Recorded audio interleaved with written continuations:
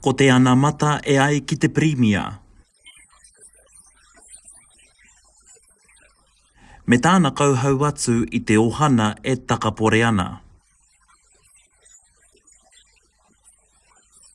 Koe nei te tau ko whirina pōti, ko tērā tino kaupapa anō ko te whakaruru hau i te rawa kore.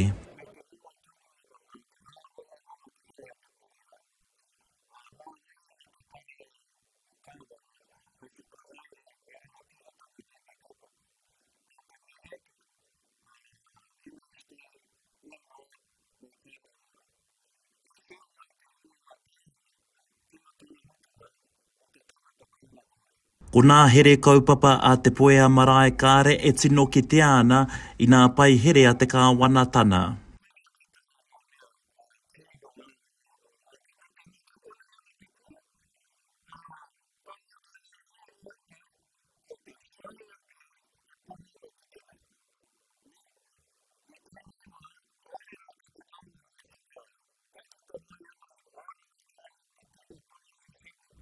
Hoi anō ko te panoni nā tikana hanana whare he take nui, e māma ai te huarahi ki Tuia.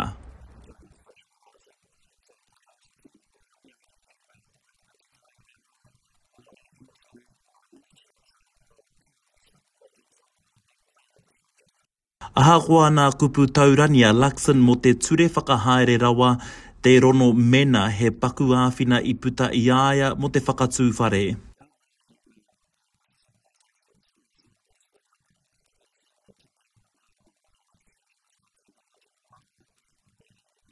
Ko te pātai miriona tāra ki te pirimia, haha te rautaki mo te hanga whare Māori i tēnei wā tonu. I te mea kua whakakāhore rātou i te rautaki whaikainga whaioranga mo te pūnaha whaikainga a te Māori, mā te Māori.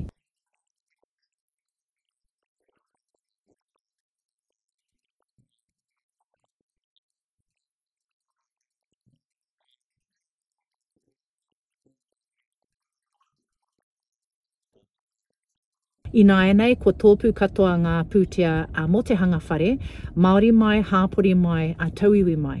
Nō reira keihea te wāhi pūtea, anō ngā mahi mō te Māori, ki te hanga whare ki runga i te whenua Māori.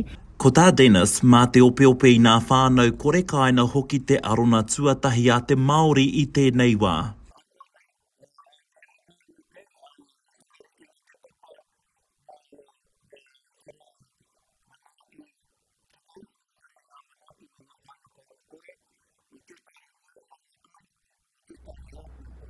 Kei te tohe atu etahi mo te pōturitana kia wawe nā kāina te whakatū i tāmaki tonu nei. Taroi Black, Tuia.